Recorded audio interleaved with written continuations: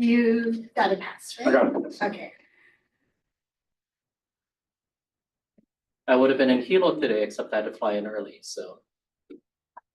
Join you now. Sure. 1 p.m.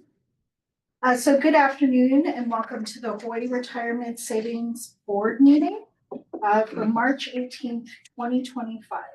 Before the meeting is called to order, again, I'm sorry, my name is Alana Kiyoki and I'm the Executive Director. Before the meeting is called to order, the co-chairperson will explain the procedures to participate in this hybrid meeting, including how members of the public can participate and to interact with the board during the meeting. Internet access. To view the meeting and provide live oral testimony, please use the link at the top of the agenda. You will be asked to enter your name. The board requests that you enter your full names, but you may use a pseudonym or other identifier if you wish to remain anonymous. You will also be asked for an email address. You may fill in this field with any entry in an email format. For example, letters at whatever email service you have. Your microphone will be automatically muted and video will be turned off. When the chairperson asks for public testimony, you may click the raise hand button found on your Zoom screen to indicate that you wish to testify about an agenda item. You will individually be enabled to unmute your microphone, turn on your video if you choose to, and testify. When recognized by the chairperson, please unmute your microphone and turn on your video if you choose to before speaking, and mute your microphone and turn off your video after you finish speaking. If you have phone access, if you cannot get internet access, you may get audio only access by calling the Zoom phone number listed at the top of the agenda.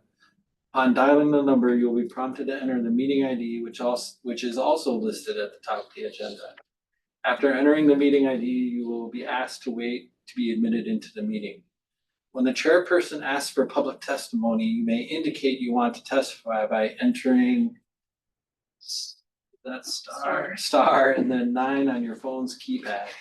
After entering star and then 9, a voice prompt will let you know that the host of the meeting has been notified. When recognized by the chairperson, you may unmute yourself by pressing star and then 6 on your phone. A voice prompt will let you know that you are unmuted. Once you finish speaking, please enter star and then 6 again to mute yourself. For both internet and phone access, when testifying, you will be asked to identify yourself and the organization, if any, that you represent. Each testifier will be limited to 5 minutes of testimony per agenda item. Pursuant to Act 12, Session Laws of Hawaii 2024, the board may remove or block any person who willfully disrupts or compromises the conduct of the meeting. If connection to the meeting is lost for more than 30 minutes, the meeting will be continued on a specified date and time. This information will be provided on the board's website at labor.hawaii.gov/HRSP/board-meetings/. Instructions to attend the State of Hawaii virtual board meetings may be found online at labor.hawaii.gov.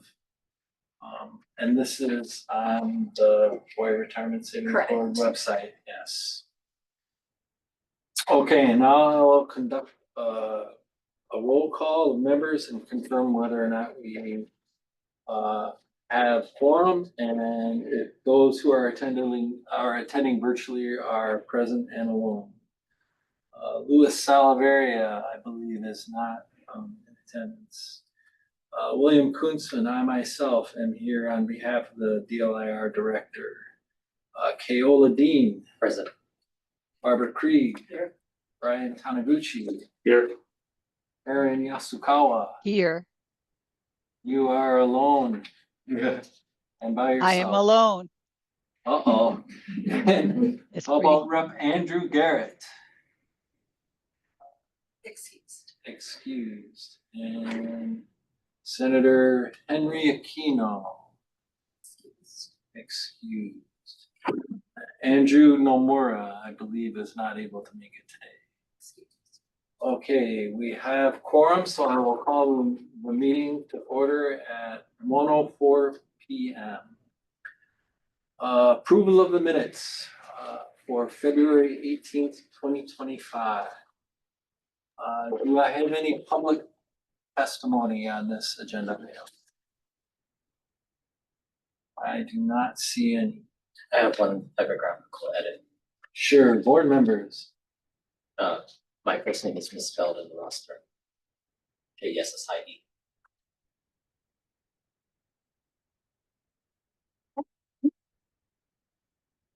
Members have any other corrections to the minutes? Okay, do we have a motion to approve the minutes? Second. Second, I have a motion to approve the board meeting minutes as amended by the suggestion by member Dean.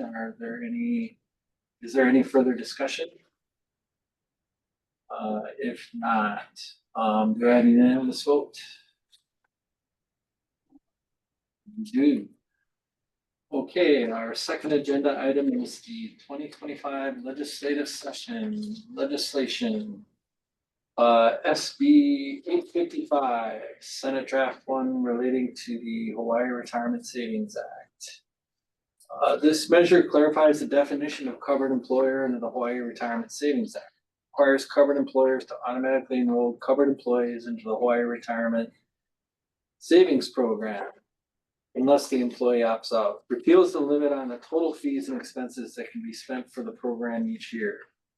Appropriates funds to the Department of Labor and Industrial Relations for the development and operation of the program. This measure is currently effective July the 1st, or the SD1 is currently effective on July the 1st, 2050. Do I have anybody from the public who wishes to provide testimony? I do not see any.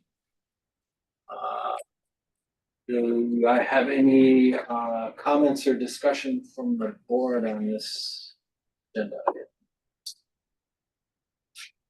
So if I may just provide a brief update. Sure. I Okay, so the bill was heard by the House Labor Committee on the 11th. I provided testimony on behalf of the board. The House Labor Committee passed it out with an HD1 defecting the effective date.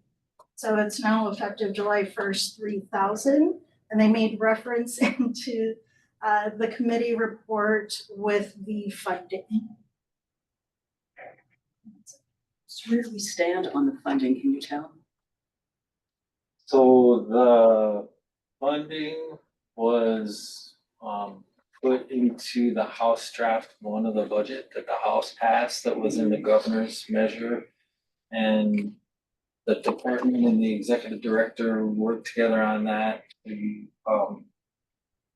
to hold those numbers, because I believe there was an error in one of the fiscal years or it was slightly inaccurate. Correct. So for the original startup costs, we requested $720,000. For any ongoing cost, it's $445,000. I think it was 720 in both fiscal years in the Yeah. GM, but that was taking into account the current operating costs, which isn't necessary in the second year of the biennium. But that's the costs for the current costs for the salaries, et cetera, is already in the base of the budget. And then subsequent to the Labor Committee passing it out and it got referred to the Committee on Finance. So all the departments submitted a letter, the director submitted a letter requesting a hearing from the finance chair and did have the opportunity to discuss that in person with the finance chair to make the same request that was in writing. So I made a request last week, Friday, also that the bill be heard on behalf. Now, I know there's so much uncertainty everywhere, but are there any messages or general, instructions being given into what to expect in terms of funding for new state programs like this? No, not really. From what we can tell, the governor is budget was larger than the previous budget based on increases in the, Council of Revenue projections. And I know the Council on Revenues met recently and took down their projections somewhat for the current fiscal year. I think it was somewhere to the tune of somewhere between $100 and $200 million. I don't remember what it was offhand, but I think it went believe down was pretty significant. substantially, it was like 2 percentage points, but still showing growth in the most recent report that I, Yeah, aware. so I know the HD one of the budget reflected the January forecast, so we'll see what impact that has on, well, it should have an impact on the Senate draft of the budget, but I know the Finance Committee Chair, in his discussion when they heard and passed the budget bill did reference that it was based on the January Council of Revenues forecast, and did reference that there was a lot of uncertainty at that time, and that was before I guess the continuing resolution was passed by the Congress and signed into law by the president last Friday. So long story short, it's not like it's not totally a negative budget situation at this point. I don't know how this would work timing wise. I don't know if we'll have more certainty, obviously, by, the next meeting, because that would still leave a couple of weeks in the legislative session. But at whatever point we know about the money, if we don't get what we need, it would be great, I think, if Alana, if you can give us a report, executive director's report on what can still be done without whatever the funding is, whether there's outreach that can be done, working with Michael, whether we can still issue RFPs if the money hasn't been appropriated, whether we can work on, data, as in getting the data we need to find out which employers fall within the program and which ones do not, so that at least we know that we have, a productive path forward.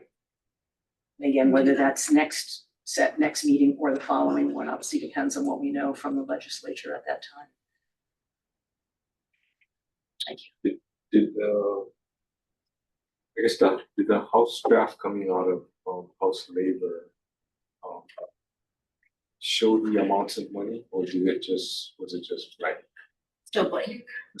Blake, and I think they put the amounts in the committee report. Okay. So the committee report was just issued towards the end of last week, so that's why it's not in your packet. Okay, that's good. That's a good. Yeah. Sorry. I noted that there were 3 organizations that submitted testimony in opposition to the bill. I'm wondering if there's any role for the staff to do outreach to these organizations and just get a better understanding and try to provide some information. So I do know that the AARP has been in contact with 3 in opposition. So they were also questioned at the last hearing regarding some of the concerns, which appear to be anecdotal, but are definitely still concerns. So speaking. Is there any other comments or questions, discussion from board members regarding this agenda item? It is 2050.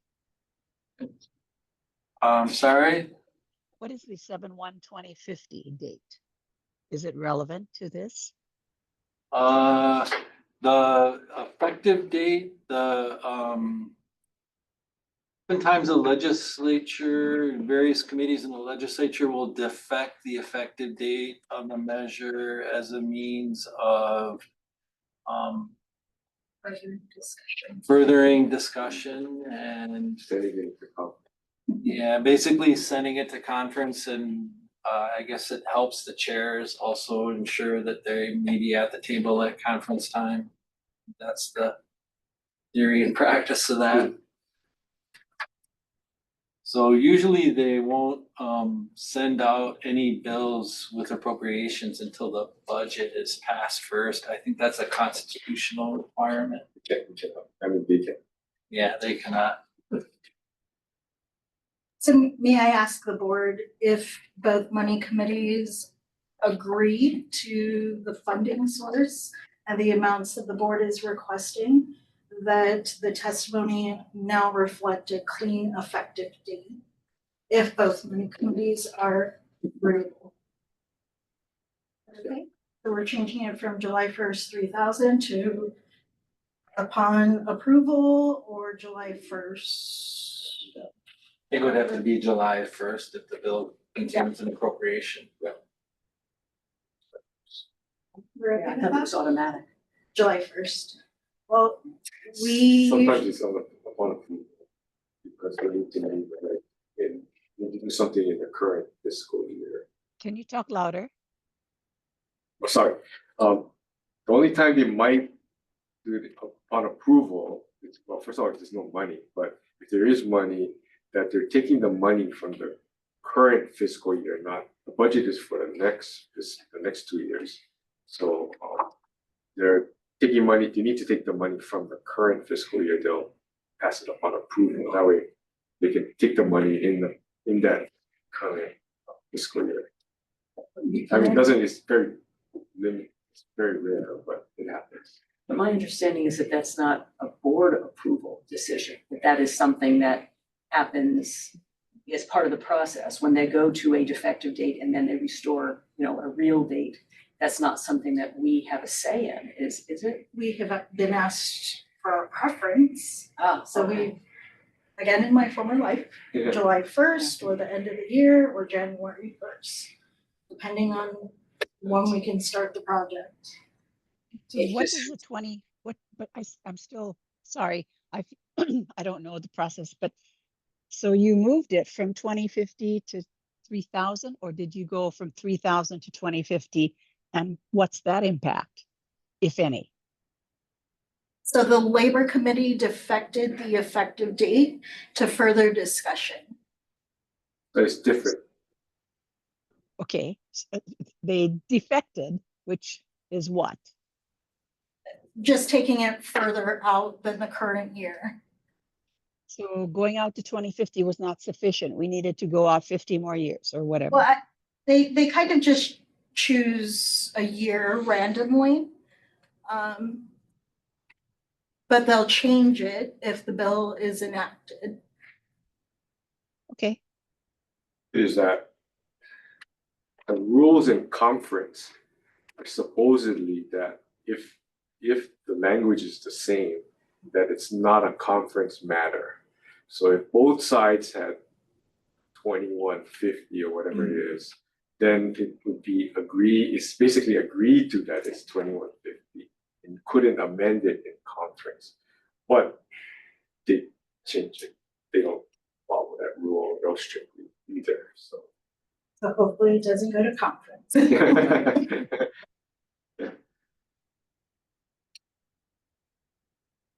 Any other discussion, board members? If not, we will move on to our next agenda item, item number 3, the executive director's reports.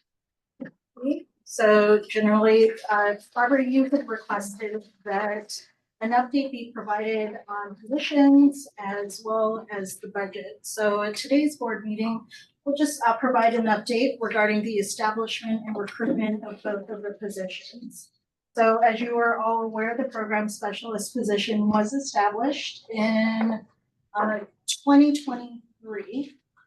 What I have to do now for that program specialist position is extend the NTE date, the not to exceed date, from June 30th, 2025 to, we're doing it for 2 years, correct? So June 30th, 2027. So it is a civil service position, a temporary civil service position.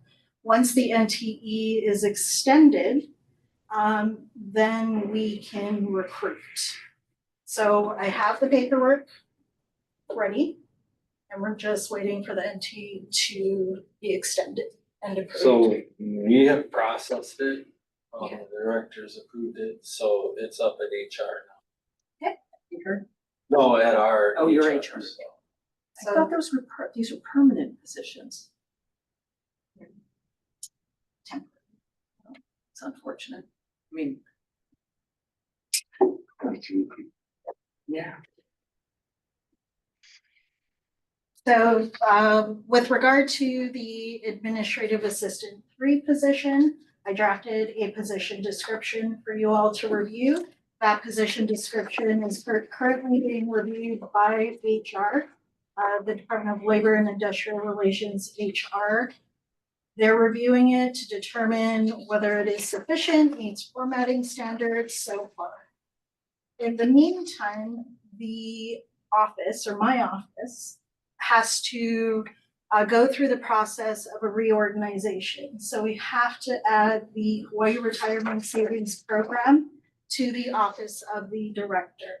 So part of that process is what I included in your packet as well.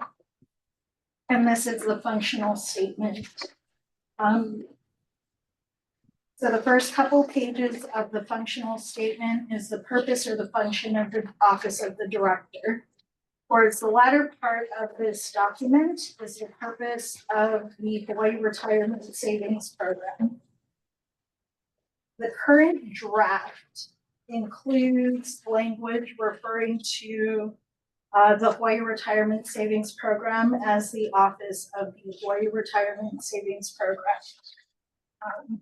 Mike kindly recommended that I take out reference to the office and just refer to it as the Hawaii Retirement Savings Program, so that it remains aligned with your statutes.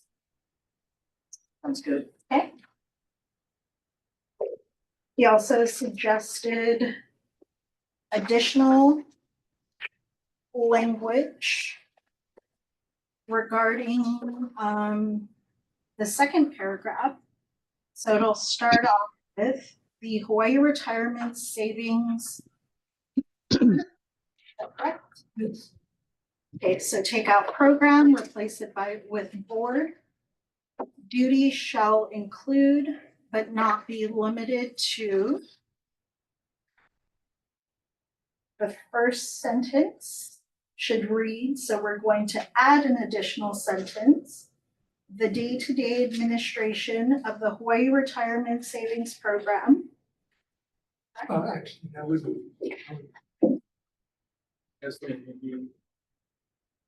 It's good at the end, so to the board Sorry. meetings, and then explain what the. Okay, Sorry, so like what you're concerned about is an enumeration of what the board does versus what the program executive director does. Because we've delegated certain authorities. Yeah, So I so, wouldn't want to be listing what's been delegated, what right, hasn't. right, it's just a general statement, so I think the statement was, the day-to-day administration of the program is performed by its executive director, appointed by the board. so that's just the last bulleted point. Is that replacing the current last bulleted point? No, just, Okay, just just add adding on another. paragraph, yeah, just for. I think that's general enough. Again, I don't want us to be locked into what the board does versus the program. That's why I thought the program, the general sentence, the Hawaii Retirement Savings Program's duties shall include. It sort of covers to me both the board and the staff. Is that not right? Yeah, that would probably be sufficient. So we would leave it as you take out the office of, I get that, but you leave it Hawaii Retirement Savings Programs duties shall include but not be limited to. That way. And that would eliminate the need for a statement. Okay. That's it. You okay with that? Yeah, I can't imagine our HR being concerned about that. I know, and I don't want any discrepancy in the future if we change, this delegation. What is the process this has to go through now? So my first initial draft is being reviewed by the Human Resources Office. Once they review it, it'll get sent through the process of approval. So back down to the director's office for review and approval. And then we have to extend as well the administrative assistant 3 position, their NTE date from June 30th, 2025, once the program or the position is established, to 27. Then we can recruit him. I was gonna say reorgs are delegated to the director. For review and approval. Yeah. Alright, so it doesn't have to go to BNF. As long as there's no money tied to it. And then does this also affect the recruitment of your program specialist?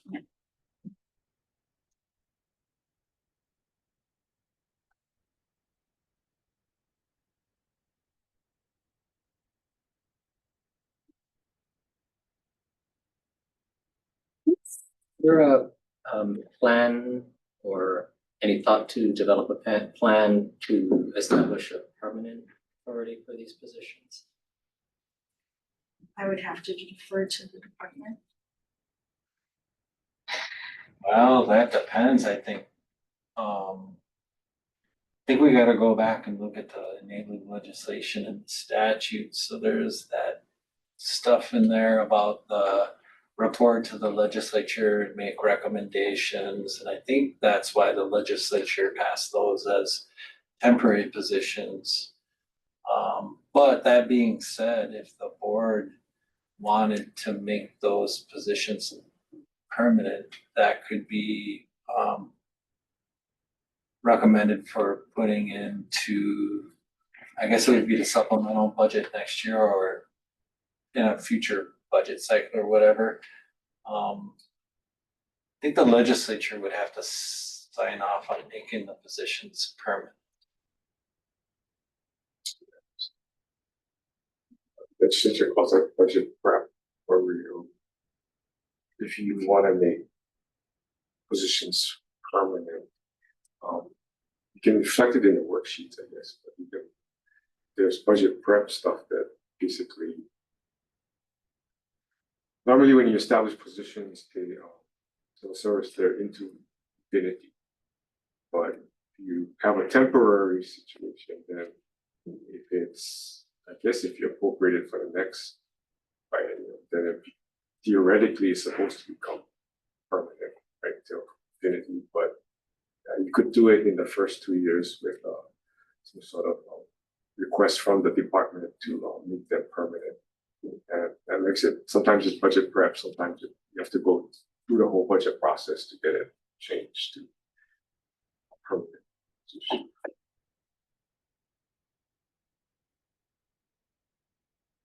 BNF has their own little system of Yeah. things sometimes.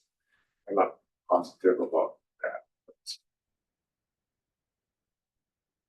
Yeah, I'm just concerned about recruiting for a temporary position. I mean, during the recruitment process, though, we do try and explain that while the positions are temporary, they generally are extended. And that pacifies them somewhat. So I know in other departments, there hasn't been generally an issue as long as the position is civil service. And we have quite a few positions in our workforce development division like that because of the vagaries of federal funding, I guess you would say. So yeah, we have quite a few. Any further discussion, board? If not, does anyone from the public wish to provide testimony on this agenda item regarding the executive director's report and the update on personnel? I do not see anybody's virtual hand raised. One more question. What is the status of the program specialist recruitment? The extension of the position, the NTE was just approved. Bill indicated. Okay, so there's Yeah. never been any recruitment and you've not had any like internal people saying, I'd like to do that, TA me in or anything like that? No, we've never gone through the recruitment for it.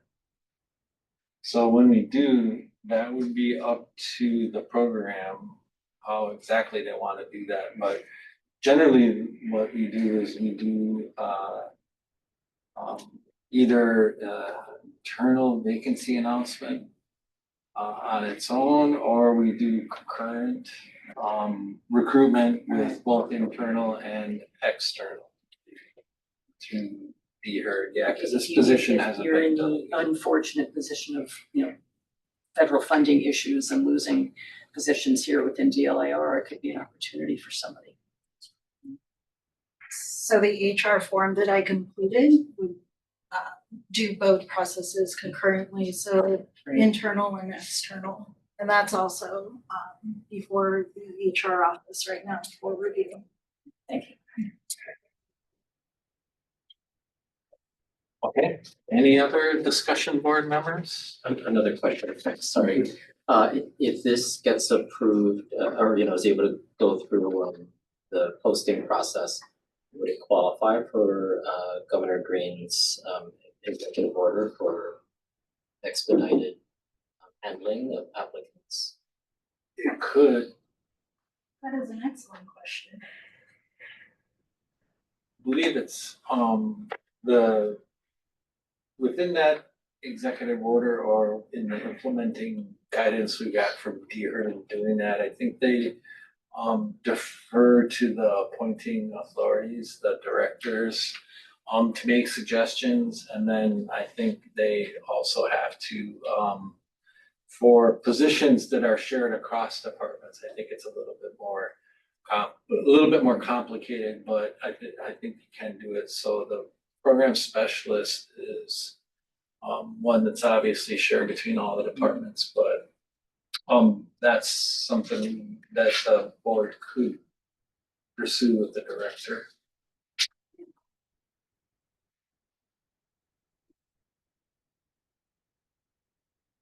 Help as quickly as we can.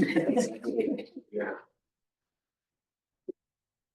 Any other questions or comments? Seeing none. Okay. We can go on then to sub-agenda item B, update on Hawaii Retirement Savings Program budget. For the budget is, we started out with $259,064. And we expended $5,625 for salaries. So my salary, the remaining appropriation is $253,439. And this is as of January 2020.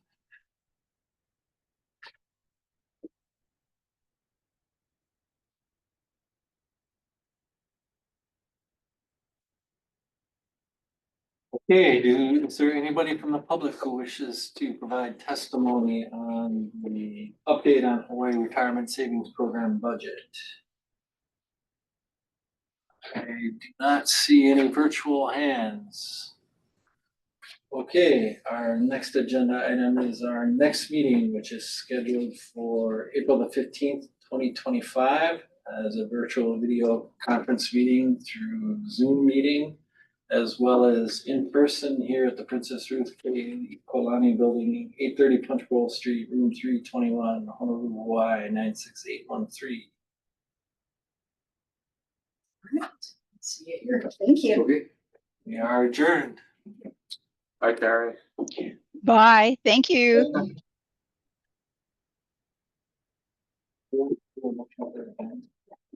Oh, there's a no.